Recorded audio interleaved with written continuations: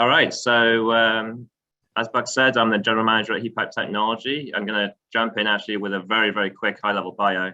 So I cut my teeth in engineering back in the UK at BAE Systems, working on our Royal Navy submarines. So didn't really do a lot with HVAC there, but I did quite a bit with water systems, hot water, chilled water, quite complex systems inside the sub. When I moved to the States, I spent 5 years working for a company that makes energy recovery wheels. And then following those 5 years, I've been at Heat Pipe Technology for the last 8, almost 9 years. I'm also, I sit on the TC 5.5. Well, I'm a member of TC 5.5, which is the air-to-air energy recovery committee for ASHRAE, cycling on and off as a voting member and non-voting. So currently I'm a non-voting member. All right, the agenda for today, I'm going to do a quick introduction regarding options you have for energy recovery. I know you guys have covered the different technologies available, so I'm going to spend a lot of time, but really zoom in on the cross-contamination. And then there's really 3 categories that we're going to look at. So one is the passive energy recovery, so really heat pipes.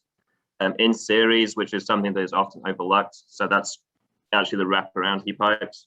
And then circling back to energy recovery, a little bit more complexity with actually pumping water glycol for energy recovery systems. And then just finish up with a quick overview of what heat pipe offers. Okay, so looking at the technologies, the most common one really is wheels, followed by plates. Heat pipes tend to occupy that market where there's really a specialist application. And the reason for that is because ASHRAE 90.1 requires, in most applications, more than 50% or at least 50% total energy recovery. Because the plates and the wheels can provide that enthalpy recovery, and they tend to be in those more more mainstream applications. And when you look at the technologies, wheels and heat pipes really sit there with the best footprint. I was a little bit biased, but the reason I gave 2 checks to heat pipes is because you're not committed to having a circle like a certain aspect ratio. You can actually change your height and your length depending on what fits inside the building. So regarding footprint, you actually have a little bit more flexibility there. No moving parts. So in terms of when you're looking for really reliable applications, the plates have no moving parts, but as do the heat pipes and the thermocycles. Now getting down to the detailed cross-contamination, heat pipes, thermocycles, and runaround glycol is really where you're going to be focused for zero cross-contamination. Wheels, they rotate between the airstream. They carry a little bit of air from one side to the other. Yes, they have purges. But the amount of air you purge out is dependent upon the pressure drop you have across the 2 airstreams, the speed of the wheel, but also the flow characteristics inside those little tubes. And because you have fully developed flow in there, you do actually have some air that clings onto the wall, and it's very difficult to get a 100% purge. So one of the things that we ask, and we've had conversations within TC 5.5, is okay, so even if something's zero cross-contamination on a design condition, what happens if something goes wrong?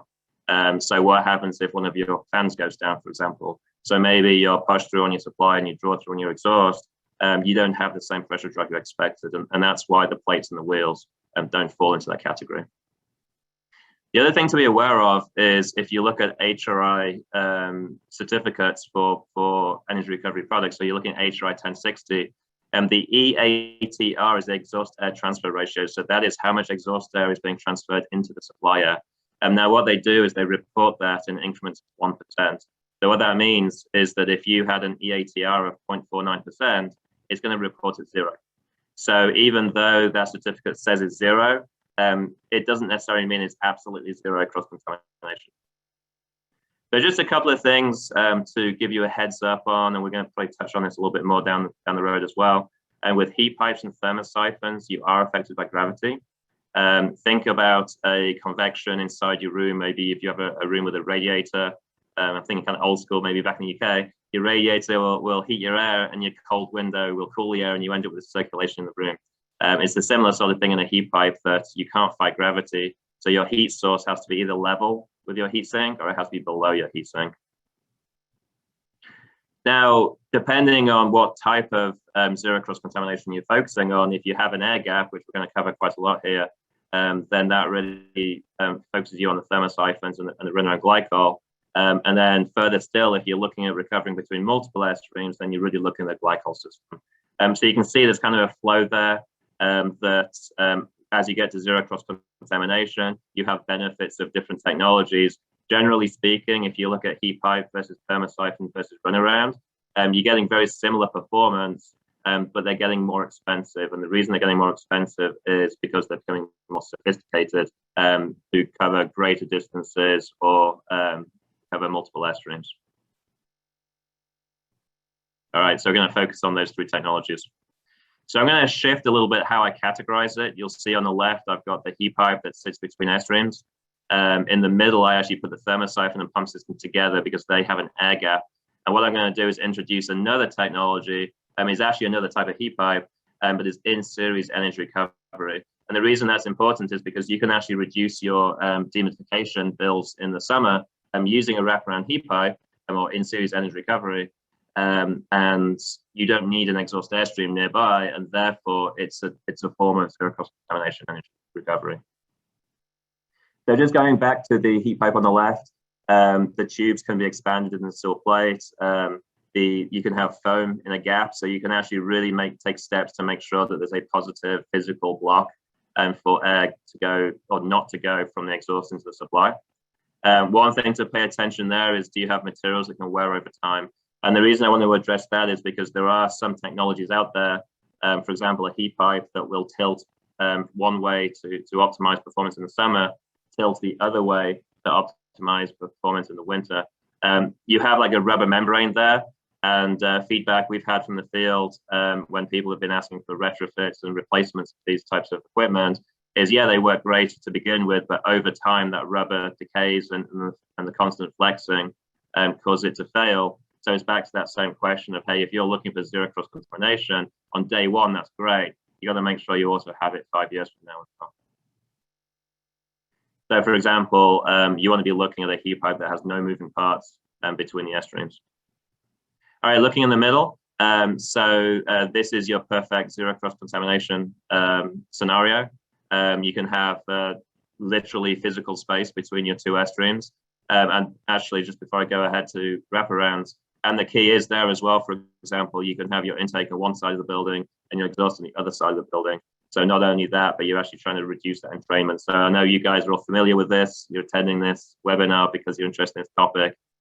So just kind of mention that quickly, that again, that big air gap, you know why you have it. These are the technologies that can give you energy recovery for that. So in series recovery, the goal here is to reduce dehumidification costs.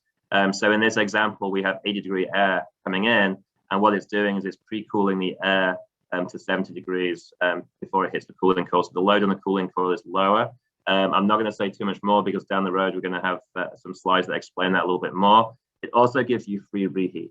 So the idea here is you're getting cooling and heating, and if they're both useful to you, then that's a good technology to consider. Okay, so in the passive energy recovery, so specifically heat pipes, what I mentioned before that in ASHRAE 90.1, in most applications, and this is where you don't worry about zero cross-contamination, you need at least 50% total energy recovery. So there are some exceptions, and this is one of those exceptions for lab exhaust systems. And the key here is that you have to either have sensible energy recovery and or have the ability to vary your flow in your system. Now, obviously, it's good practice to do both. However, if you put a product in there that gives you that 50% sensible energy recovery, you actually don't have to design in the variable airflow. Not that you wouldn't, good practice, but you can actually make meeting code quite simple by putting in a product that gives you at least 50% sensible energy recovery. The other thing to look for is ASHRAE 1060. So this is the standard by which air-to-air energy recovery systems are measured. The program comprises annual testing and membership in the ASHRAE program. So we're a part of that. So all energy recovery products that the company has to make, it's a certify all policy. So either you're not certified. If you certify some products, all your products have to be certified. So that's something that's specific to ASHRAE 1060. I don't think, for example, 410 has that for cooling coils, but on 1060 they have a certified all policy. Now, one thing to be aware of is the wraparound heat pipe does not fit into the application, so that's outside the scope.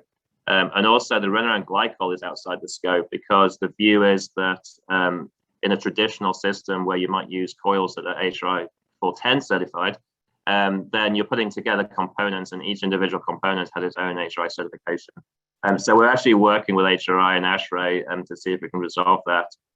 Either it's a new standard or if there's a way of bringing it into HRI or not. We're trying to figure this out.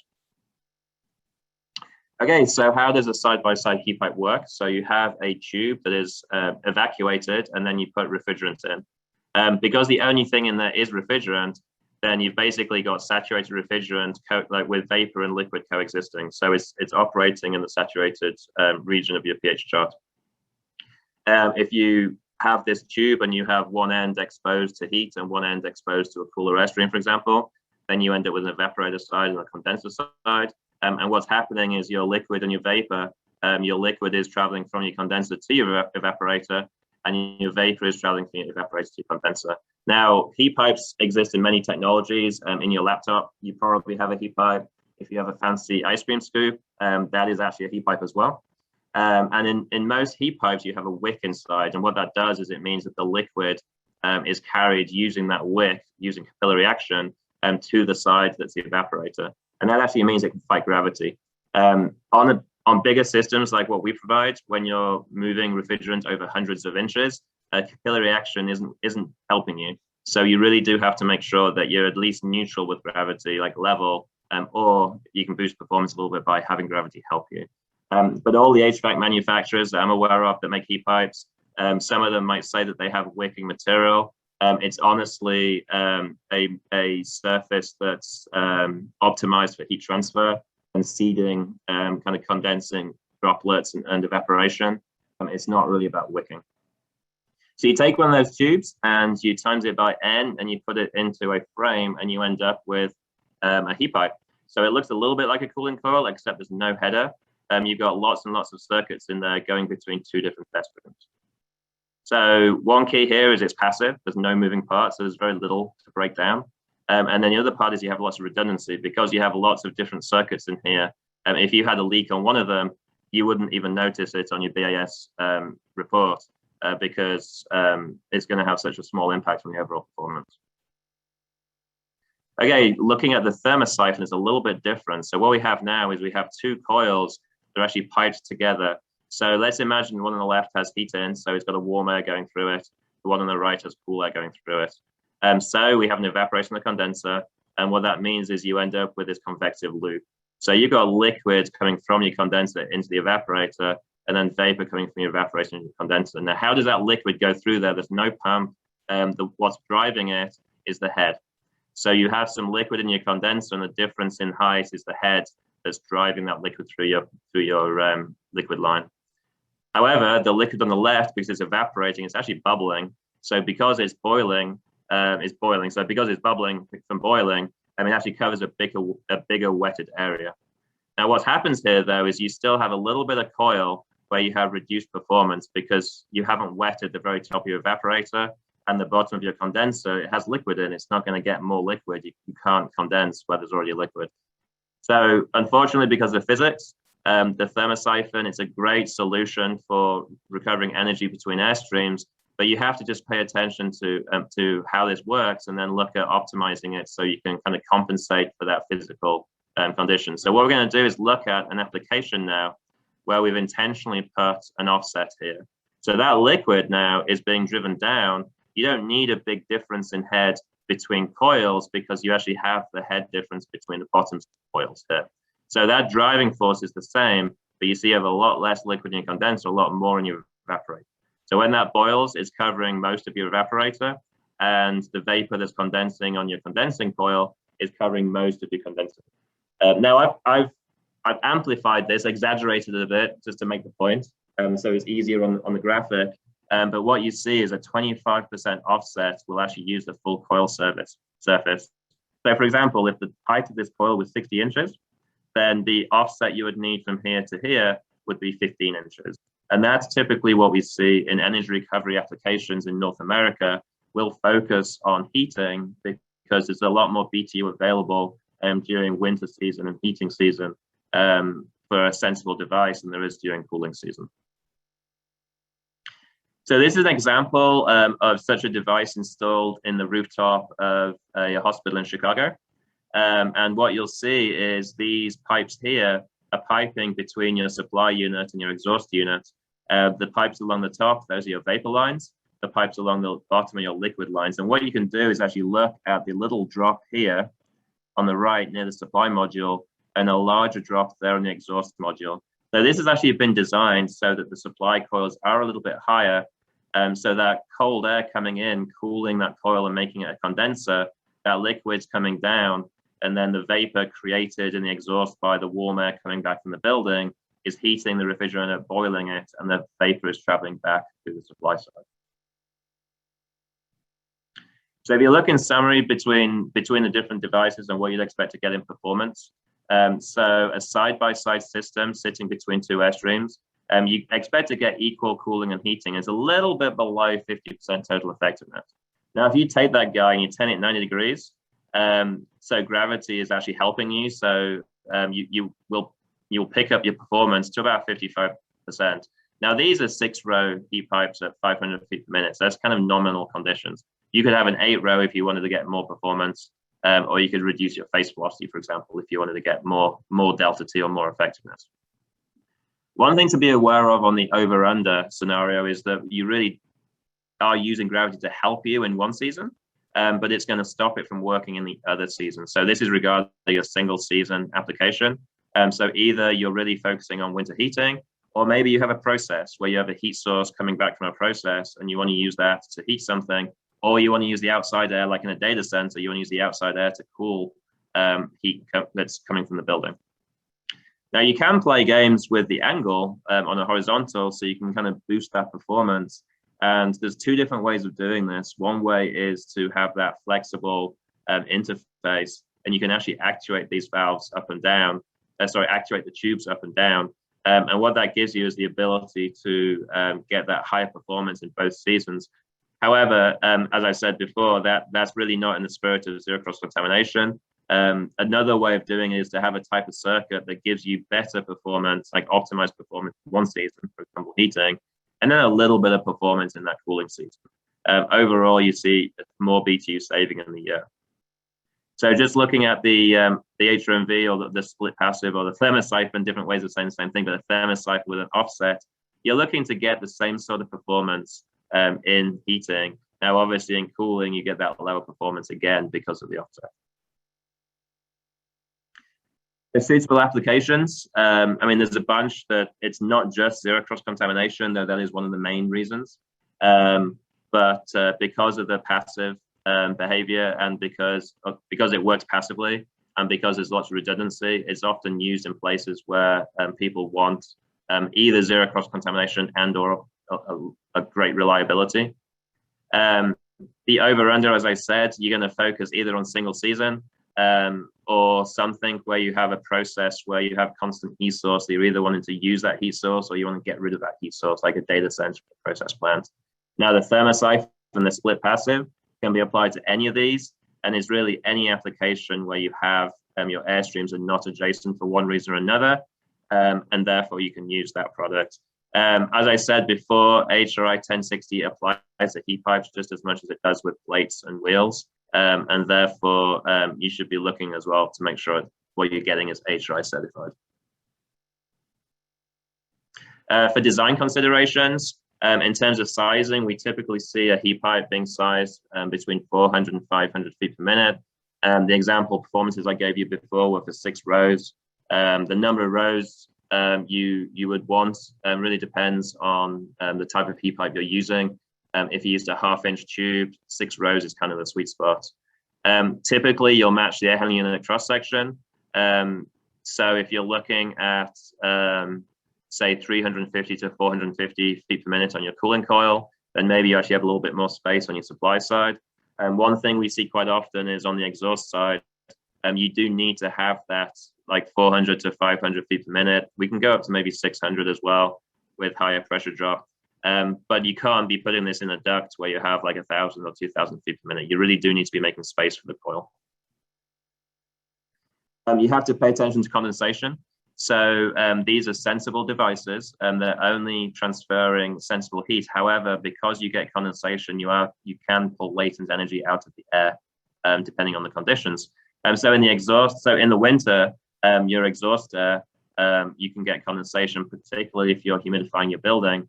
If you're operating up about 50% RH on your return air, then you can expect to get some good condensation coming off that.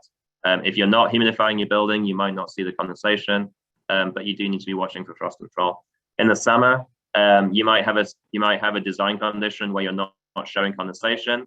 However, you can get condensation if you happen to have a hot day and it have a rainstorm outside. Your humidity is up. You're likely to get condensation. So you really want to make sure you have drain pans on both sides. I mentioned the face velocity between 400 and 500. As with most coils, you really don't want to go above 500 unless you start to get spitting. But otherwise, you start to get spitting. One thing to be aware of is the split passive and the over-under. They actually have horizontal fins. So they will always spit, no matter how low your face velocity is, because your fin can't shed the water without the drop actually coming off the trailing edge. So in those situations, you have to design either for having a wet environment after your coil. So for example, if this was doing preheat and pre-cool in front of a cooling coil, then you might have a continuous drain pan up to your cooling coil, for example. Or you can use a moisture eliminator, which catches that water and takes it out of the air and drains it out of the bottom so that your air doesn't have droplets of water in it downstream. Regarding control, these side by side, there's no space to put valves in or anything. So the main way to control is to use a bypass stamper around the side. If you're really looking for zero control, you really need a face and bypass. It's really hard to make the best energy recovery device or heat exchanger. However, it's really easy to make an average one. So the technology is very resilient. If you have a small amount of flow, you actually get quite a few BTU through there. So if you really do want to get that zero recovery, for example, in the economizer, you would open up your bypass, but you'd also put a face tamper on as well. Regarding the thermocycle or the split passive, you can put controls on those stubs and actually control the flow between the airstreams. Now, you still might want to use bypass because when you're using your valves to control flow, you can use your bypass to save energy in economizer when you're not putting air through your coils or when you don't need to put air through your coils. In terms of materials, we usually recommend that you match the cooling coil. If you're in an area that has like a salty environment, humid environment, then you're probably going to have a coating on your cooling coil, so you probably want to put that on your heat pipe. But the other part of this is because you got zero cross-contamination, you probably also have something in the exhaust that may or may not be corrosive to the aluminum fins and the copper pipe. So you can actually get copper fins as well. We don't see that very often. Typically, what we see as the first step is to do an epoxy phenolic coating and a stainless steel casing. Those are just standard options that you would see with a cooling coil as well. And we offer those options as well. And most, like I think all heat pipe manufacturers offer those. Okay, so in terms of the in-series energy recovery, we're going to have a look at that. So as I said, a lot of people kind of skip over this when they're thinking about zero cross-contamination. However, this is energy recovery. You are reducing the load for conditioning your air. You're just doing it without your exhaust air, which is the perfect scenario for zero cross-contamination. So as I said before, the heat pipe is wrapped around the cooling coil. So the driving force and that force that makes an energy recovery device work is the two entry conditions. So that 80 degrees coming in the pre-cool and 55 degrees coming off the cooling coil into the reheat. That is your driving force. So the bigger that is, the more recovery you get. The smaller that is, the less recovery you get. So what happens is you actually get some pre-cool here. So the air entering your cooling coil has a lower enthalpy because it's cooler. It gets cooled down to your set point of the cooling coil, and then it gets reheated. So when you're selecting a heat pipe for this application, what you're trying to do is make sure you don't get too much reheat. You either have an application where you want reheat, or at least an application where you can tolerate reheat. So typically use your hottest summer design condition because that gives you your biggest driving force. and you put the biggest heat pipe you can, depending on how much reheat you can tolerate. So for example, if you have an application where you just want to pull off a little bit, just reduce your humidity so it's not saturated, you might have a 1-row heat pipe. If you have an application where you're putting neutral air into a space and you have a lot of tolerance, in fact, you have a desire for a lot of reheat, you might put a 5 or a 6-row heat pipe in. So just going back to the ASHRAE standards. So this is the requirement for 50% total energy effectiveness. However, there are some exceptions. I mentioned the lab 6.5, 7.3 already, but the other one is where you are doing energy recovery in series around the cooling coil. So that actually means that if you have an application where you're having to hit this part of 90.1, and in series energy recovery is actually a good option to meet code and still have energy recovery. So good applications for the wraparound is really where you have a high latent load, so 100% outside air systems, when you either want your reheat or you're using your reheat in a way to pull away from having a high RH. If you have a low sensible heat ratio, I mean, really a high latent load is another way of saying that. Grow facilities are a great example. So these heat pipes would be used in a grow facility where you have half your day or a portion of your day is lights on to simulate day, and then the rest of your 24-hour period is lights off to simulate nighttime. Those lights coming on and off, it changes your sensible load. And what you can actually do is use the heat pipe to help with your latent load, but also help reduce your latent load, but actually add some sensible load in when your lights are off. So your AC system can cope better with the changing conditions. Neutral air systems is where you have a high tolerance for a higher leaving temperature off the reheat. And then the other one is VRF and chill beam systems. So in a building where you're doing zonal cooling, you're taking your sensible load out in different zones. You still have to take all your latent load out in a central distribution system. So typically you're trying to get lower dew points, and that's where this heat pipe helps with that. So not good applications is the opposite, right? When you have a high sensible load, you don't want to add to that load with a heat pipe wraparound. That doesn't help you. And also, if you have an application where you have a low temperature leaving the air unit, some operating rooms, for example, if you're trying to get very cold, you might have a low tolerance for reheat. So maybe that's where you throw a 1-row heat pipe in instead of 5 or 6. The other part of that is that you might want to use it instead of a heat wheel A when you have 0 cross-contamination, but also just when you can't get your exhaust airstream nearby. For some reason, it's been routed elsewhere in the building, and it's going to cost a lot of money to reroute it back. If you have a large number of economizer hours, I'm going to show that in a minute. This wraparound is being used during those economizer hours compared to any other energy recovery devices sitting there in economizer being bypassed. And then a controllable U-frame I'm going to show will actually, a controllable heat pipe will actually help you get more recovery. Okay, so how you control this, to begin with, I'm going to throw in a heat pipe that doesn't actually get controlled. So as I said, the performance recovery is driven by your delta T, so that T1 and T3 is driving that. So on your summer design condition, you're getting the maximum reheat that you can tolerate or that you want, and you don't need any auxiliary reheat. Let's just imagine that design condition was 90 degrees. If you have a 70-degree day, you're still dehumidifying, but you're not going to get as much reheat, and that's where you need to add some auxiliary reheat. So that's just something to be aware of. So I ran some bin analysis for Philadelphia. These are the bins, the different temperatures, the number of hours. Now what I've done is I've colored it that the red is when you're cooling and energy recovery, the blue is when you're heating, and the green is economizer when typically your wheel or your heat pipe or your plate is not doing anything for you, and because it's cooler than your return at temperature. However, on this wraparound, you actually use those hours. So you end up with more than half of your year you're actually using the heat pipe. So using these data, I assumed 55 degrees off the cooling coil, and I assumed for this application, my leaving temperature for the air handling unit is 64 degrees. That's what I'm trying to achieve. So this shows the savings per bin in terms of BTU per hour. So this is the rate of energy recovery. As you can see, as the outside air temperature drops, that rate drops because your driving force is going down. And I sized, as I said, my 2-row heat pipe, so my maximum performance was on that design condition. What that means is in terms of the absolute BTU you save, you're saving most of your BTU in that period between 70 and 85 degrees. You're not saving as much on your design condition. So what you want to do is you want to find a solution to this, right, where you can actually recover more energy, where you have a more driving force. But the problem is you have too much reheat. So how do you do that? So what I'm going to propose here is a 4-row heat pipe that's controllable. So what we're doing now is we're adding the ability to pull back performance. So now we're still controlling the cooling coil down to T3. That's your dew point, or your pretty much your dry bulb and wet bulb coming off your cooling coil. And then you control the amount of reheat, now measuring T4. That's a number you're not just observing, you're actually using that to control your heat pipe. So this 4-row, it's being pulled back to make sure that the BTU per hour doesn't exceed the limit, because that would be too much reheat.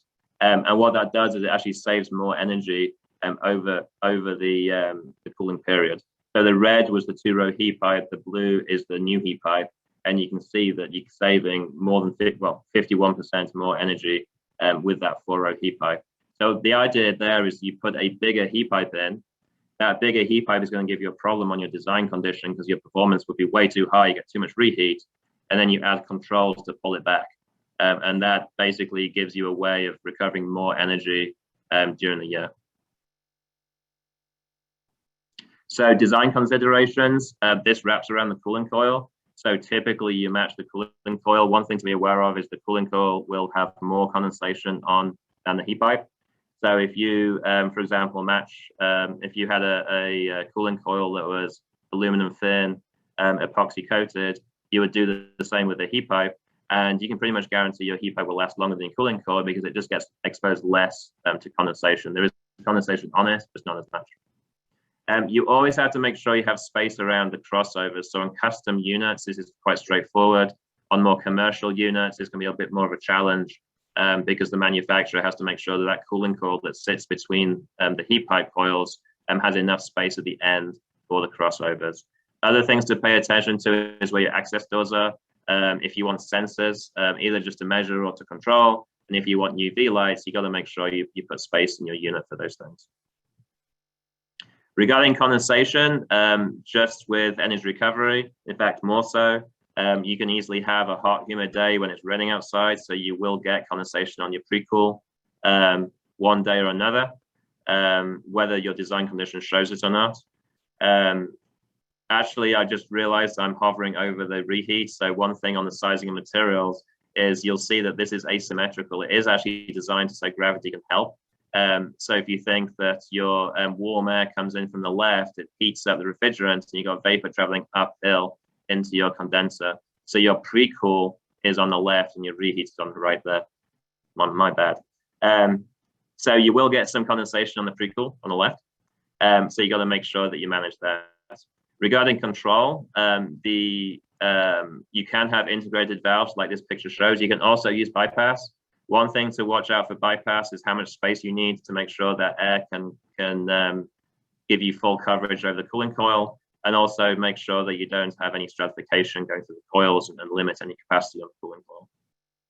Thermocycles can have control valves between them, between the coils, and you can actually control to a greater extent. These valves here are solenoid valves, so they're basically on and off. And what you do is you group stages together and you have, like, for example, 3 or 4 stages where each stage reduces performance by a certain amount. And then you control to reheat. You make sure that you don't exceed your maximum desired reheat. All right, so moving on to the pumped energy recovery. So in its very basic form, you take a couple of coils, typically cooling coils, and you can pump water glycol through them, and you can get 35 to 40% effectiveness. What we've seen with the most basic systems is somebody will slap on a pump, they'll run at constant speed, and their BMS will say, hey, let's run it when the outside air temperature is below my cooling coil set point, let's just say 55. Above that, I'm not even going to bother run it. I know that between 55 and my return air temperature is economizer anyway. But above my return air temperature, I don't see a lot of savings. I'm just not going to run it. Well, that's great. It is a solution. It's a cheap solution, but it's not the best solution, to be honest. So a better solution, first of all, you got to make sure you design your system with the hydronic components necessary to actually manage the system.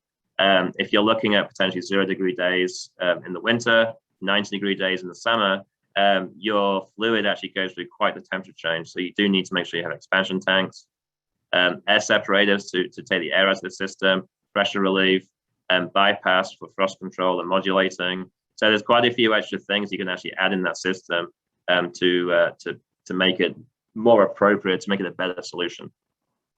Regarding control, nowadays you really need to be running pumps with variable speeds just to make sure that you're operating as efficiently as possible, and also controlling the heating and cooling as well. In terms of coil selection, we're going to talk a little bit more about that, but with good coil selection, you can actually get 50 to 60% effectiveness, which gets you above that 50% threshold I mentioned at the beginning regarding the 50% sensible recovery required by code. And also you want to make sure that you're designing in an N+1 redundancy.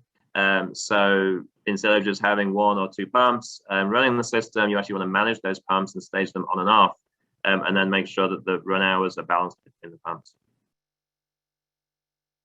So just drilling down on that a little bit more, if you go and design one of these systems by picking out a cooling coil, you can select coils that are ASHRAE certified to 410. As I said, you'll expect to get 35% effectiveness. One thing about these is that how you select a coil for energy recovery is different to how you do it for cooling. So when you're looking at your GPM through a coil for cooling, you're trying to balance that delta T that you're getting across and the chiller efficiency and the GPM for the pump energy or the pumping power. When you're looking at energy recovery, you're not worried about the chiller efficiency. There is no chiller. What you're looking at actually is delta T between your supply coil and delta T between your exhaust coil, but then also how much GPM is ultimately how many BTU can you transfer. So what you typically see is a more efficient energy recovery system will actually have larger pressure drops in the coils, because what you tend to do is have a lower flow to drive a higher delta T.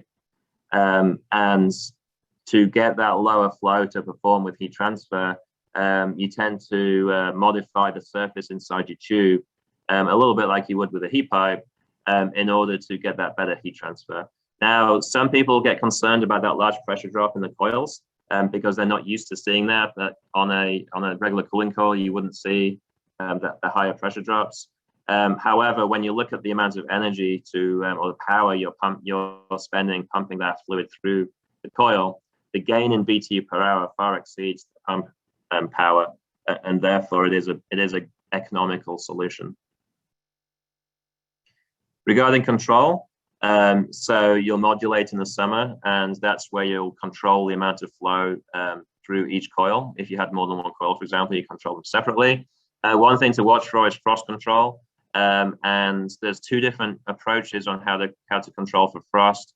One is to manage your water temperature, your fluid temperature, make sure that that's never below 32 degrees. In my mind, you actually leave energy recovery on the table. With our experience with heat pipes, what we've seen is that as long as your air leaving your exhaust side doesn't go below freezing, so we typically stay a little bit above at 35 degrees, you're not going to frost that exhaust coil. Now, the refrigerant inside your heat pipe is below freezing, it's below 32 degrees, as can be your glycol as well. So we offer the option to control to fluid temperature or to exhaust air temperature, but typically exhaust air temperature works fine and recovers more energy. When you can vary your pump speed, you should, because obviously the power you consume is a factor of 8 of your speed. So always look to do that.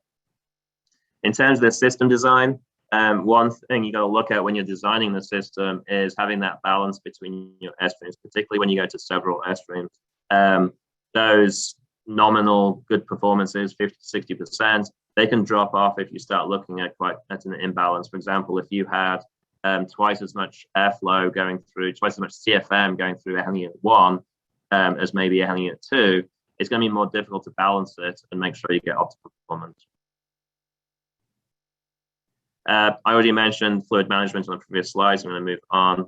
On the pumps, yeah, you need to make sure you have that redundancy so the system's always up and manage those pump rotations automatically. And actually, as demand goes up and down, you might have more than one pump running and you want to phase those pumps in and out. Okay, so I had a graphic before that showed just regular energy recovery between two airstreams. Now what I'm showing is something, I'm gonna introduce heat injection. So in this example, we have a supply coil that's heating some outside air up to 39. It's not getting to where you want to, so that the hot water coil is adding heat to get it up to 65. So first of all, we're going to say, hey, let's take out the heating coil from the air handling unit. So now that's one less coil inside the air handling unit. What we're going to do is add a heat exchanger and use either hot water or steam to heat the water or the fluid inside the pump system. What that does is it means your supply air now can be heated to 65. So you're pulling some heat from your exhaust airstream and then you're supplementing that with your hot water. Now, the benefit here, it depends on your system design. The benefit is that you don't have as much fan power being consumed and pushing that air through an additional coil. You do have more pump energy consumed because you're pushing fluid through an additional device in your pump system. The other thing going on is that you actually drop the performance of the energy recovery because you're heating that fluid. Now that the delta T between that fluid is coming back from the supply coil warmer, and the delta T between the fluid and the entering exhaust air temperature is smaller, so it actually reduces your performance. So you can see about 10% reduction in performance when you're using heat injection. Typically what we'll see is that this really provides the biggest benefit when you have multiple airstreams, because you'll have N+1 redundancy on your heat exchanger. But for example, if you could have 2 or 3 heat exchangers, but you could be heating 4 or 5 air handling units. And that's where you start to get that balance back, that payback, when you're looking at the fan energy across 5 air handling units as opposed to 1. So now if we look at a pre-cool reheat, so if you think back to what I was talking about with the heat pipes, this is kind of the best of both worlds. You're using a wraparound heat pipe equivalent, and you're using an energy recovery heat pipe equivalent all together in an integrated system. So in this example, what we've done is we've split the supply coils into a pre-cool and reheat, and we're wrapping around the cooling coil. So what's happening is you're giving some pre-cool to help reduce the dehumidification load in of the cooling coil, and you're putting in some reheat. And this condition, right, is a summer condition. So this is where you're trying to reduce your load, your cooling load on your building. We don't need any heat injection in this particular example, but you could have heat injection if you needed to hit a temperature that you weren't hitting. For example, there's going to be some conditions actually below 75 when your exhaust air is actually helping add some heat, but it's not adding enough heat. You might want to add some heat injection at that point. So I'm going to shift over to winter. So now I've gone back down to 7.4 outside. The cooling coil is not active, so you can just imagine that's not there. And it's basically back to the heat injection energy recovery that I've shown before. So your cooling coil is inactive. You're using heat injection to get your reheat set points. And that's about it. So that's another layout you can do on your pump system that allows you to get the best of both worlds in terms of dehumidification in the summer and energy recovery in the winter. All right, I'm going to move over quickly to a little bit about us. So we've been around in the industry for quite a while. We were the first to provide a wraparound heat pipe back in 1984. We've gone through a lot of development and growth. I didn't want to add too many steps in terms of where we've come from. I think about 10 years later, we introduced the energy recovery heat pipe in the 1990s. And then about 3 years ago, we introduced the pump system. We were purchased by Berkshire Hathaway back in 2009. And we're located in Tampa, Florida, in a 55,000 square foot factory. One of the benefits of being a Berkshire company, and yet it was still a relatively small company, is we have that culture of a small company, and we can provide good customer service, but we have that financial backing of stability of a very stable owner. So that's very beneficial for us.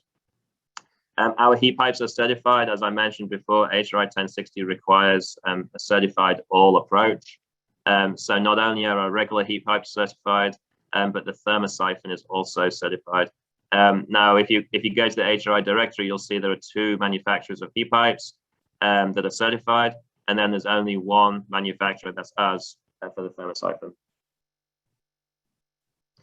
I'm going to quickly look at a split passive selection. I'm kind of debating whether to put this in the content or whether to put it in heat pipe overview, but we actually have a product that's unique to us at the bottom, so I wanted to show you that. So this is a horizontal thermosiphon, and what you can see is you have those lower performances. Remember I said that there was some area in the coil that's not giving you full benefit. So in this example, I'm actually running conditions from Boston. So it's outside your region, but it's still kind of pretty representative of the climate in the Northeast.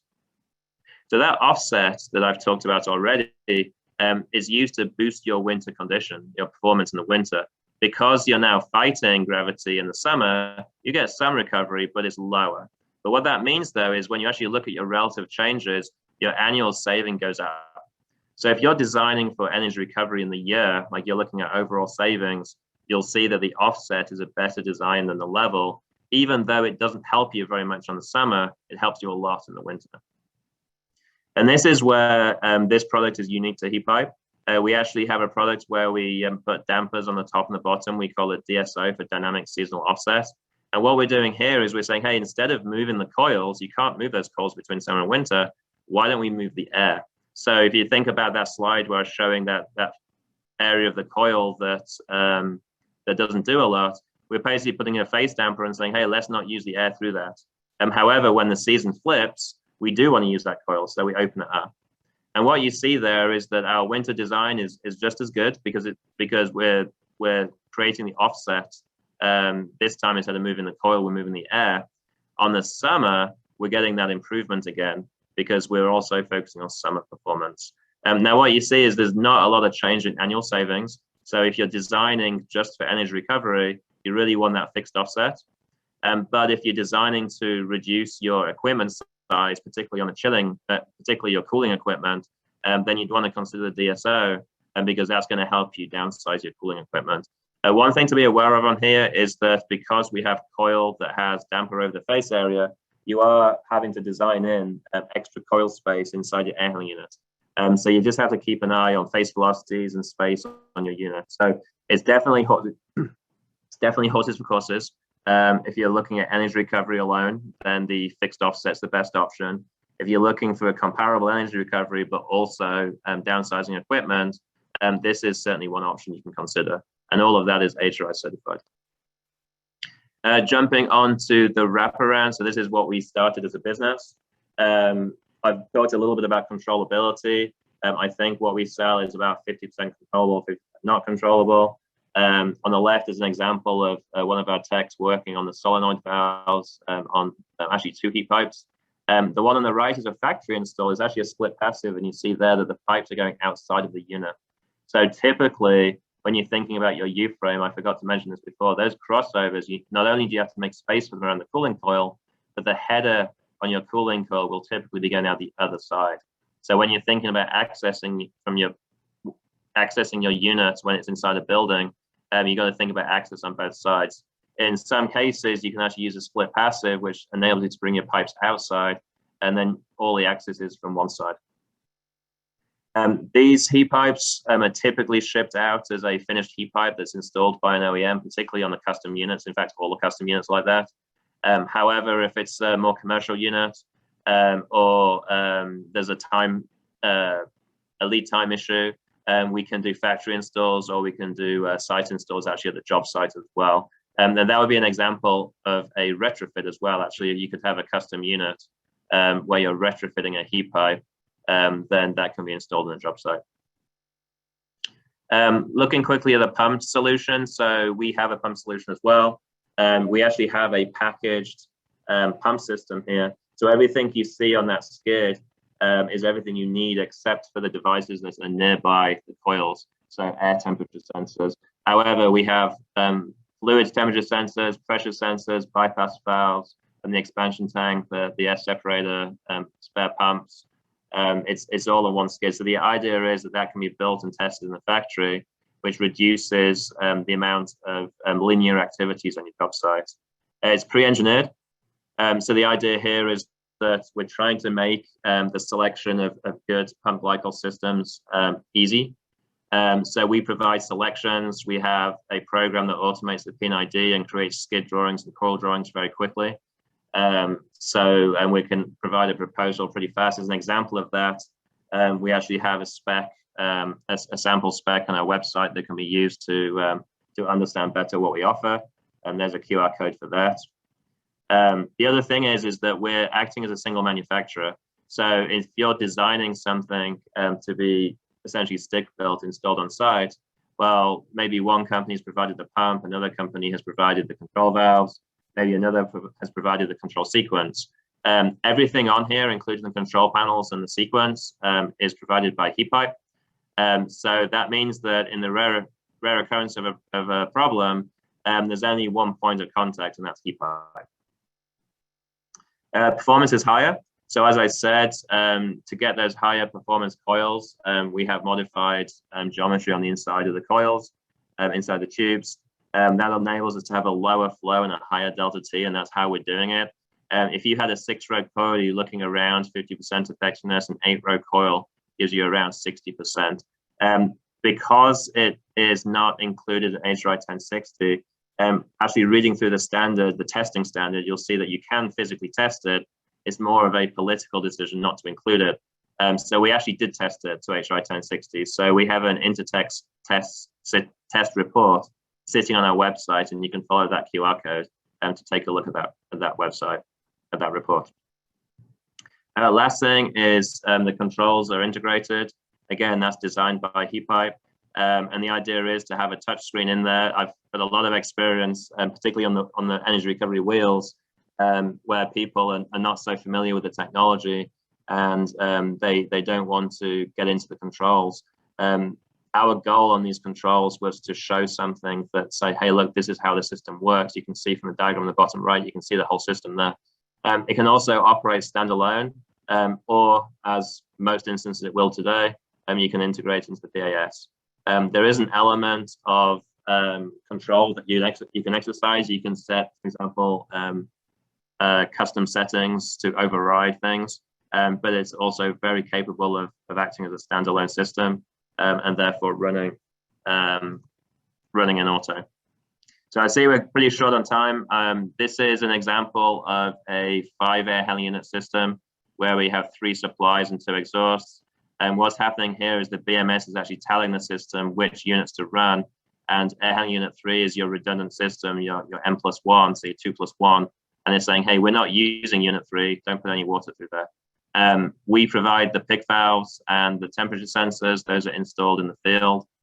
So in this example, we're controlling the flow through each individual coil separately to optimize the performance. This is an example of a selection for a similar system. So again, you have your 2 supply side and your +1 redundancy. Just a quick one on the pump selection. Our goal here is to make the selection process as easy as possible. So we actually have a unique approach on this. We apply a piping budget, and that doesn't have to be too exact. So it just has to be a safe number. And what we do is we say this is going to be we're going to calculate the pressure drop in the whole system so we can size the pump. If you come back later and say, hey, Marcus, we don't need 20 feet, we only need 15, that's great. We can go in and change that later. But typically it's not necessary because the extra safety is actually a pretty good thing for the system. In this example selection, you'll see that I've got a winter condition with 70-degree driving force. That's how much BTU we are recovering. And the pump power, when you convert your horsepower, nominal horsepower, into BTU per hour, it turns out to be less than 1% of the recovered energy. So the idea I'm showing there is that what's really important is you have a stable system that performs well and can perform, has good longevity. Whether you have the most efficient pump selection or not is actually less important. It's like stability and ruggedness are the most important things. So Marcus, I have a question, and we have Yep. a couple of questions Cool. that people have asked or do we need to get into because we are getting short on time here. So if an engineer calls us up and asks us they give us a scenario layout, what's your turnaround time frame on getting something in regards to the heat pipe skid system? Yeah, on the pump system. So if it's a straightforward pump system, like no heat injection, no pre-cool reheat, then within a day is realistic. It depends on how busy our application engineers are. It actually can be done in a couple of hours, but if they're backlogged, then it can take a couple of days. Okay. There's a couple questions here. Does a drop in the vapor piping in the thermosiphon entering the cooling coil, this is going back at 1217, it says as shown in the example picture, impede energy transfer performance flow? Okay, if there's a drop and then it comes back up, I'm trying to get back to that slide, then no. What affects performance flow is the absolute distance between the vertical distance between the coils. All right, so I think what you're saying is if this pipe went down and then came back up again. I don't know. I think if you're asking if that pipe goes down and then goes across and comes back up, no, that doesn't affect the performance. You do have to include that in the length that you're calculating on the pipe there. It might be the picture in the field with the two air handlers and the piping on the roof. Gotcha. All right. So yeah, so what's happening is where you have the offset. This is an example of the offset where you're designing for winter. So your exhaust airstream is lower because your warm exhaust air is going to vaporize and your vapor is going to travel uphill, and then your liquid is going to travel downhill. So what's happening is that liquid is dropping down, coming across. It might come up a little bit actually, as long as you don't have any liquid traps, which you wouldn't, and that would be fine. Okay. The next question is, what is the typical fluid difference for heat injection runaround loop? Temperature difference. Yep. Heat injection. So yeah, what is the question? What is the difference in what is the typical fluid temperature difference for a heat injection runaround loop? Oh man, okay. Okay, so it really depends on what you're trying to achieve. When we make a selection for heat injection, we kind of call it the utility side, but the hot water supply side. We're typically looking at normal boiler temperatures, but the sort of temperatures you would expect to be leaving our heat exchanger to go into the supply coil, I think it's around 70 degrees. Okay. Off the top of my head. Great. And we have a thank you for your ASHRAE service comment. Welcome. Yeah. Just sticking around if anybody else has any other questions. There was a question that I answered, just are you leaking refrigerant to the space? And I had said, no, the refrigerant system is sealed. That's correct. So each circuit is hermetically sealed, particularly the side-by-side ones. When I was talking about that at the beginning, we actually braze it closed, so there's actually no valves to even leak.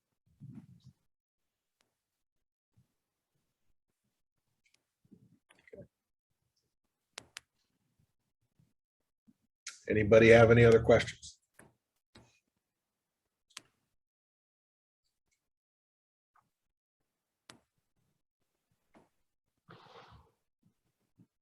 All right. Well, Marcus, we really appreciate the time you spent with us today. You know, if anybody has a need, you know, reach out to your sales engineer, and we will work with you to get you what you need. And again, thank you for taking your time out of your day and spending some time with us. Yeah, Buck, thank you for organizing and hosting, and thanks to everyone who's attended. Appreciate your attention, your interest. Thank you. We did get one more question pop up. Is there a performance difference with the newer hybrid refrigerants? Potentially. So we'll look at the refrigerants, and what we use is typically 410A, and we also use R134A.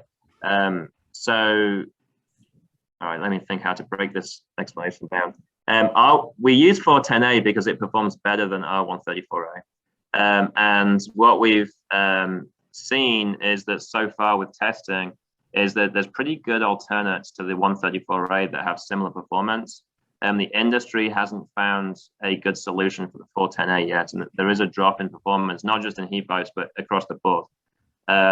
So we're kind of watching this carefully. We're watching for the big industry leaders that have the weight to drive what technology is actually used to fight it out and figure out what refrigerant they're going to use. But we are seeing the solutions today would be a drop in 410A. But we're actually hoping that there's going to be some new technologies coming out that would mean that's not the case. Okay, great. Thanks, Marcus. Thank you. Appreciate it. All right. Thanks again, everyone. And bye for now. Next month's presentation, I guess it's going to be what, in early December, correct, Jim? Yeah, December 7th. It's going to have to do with noise mitigation. We're trying to come up with the topic and presenter, et cetera, like that. But it'll be Tuesday, December 7th. Great. All right. Thanks again, everyone. Marcus, thank you. Thanks, And, Marcus. Awesome. We'll catch you guys later. Have a good one.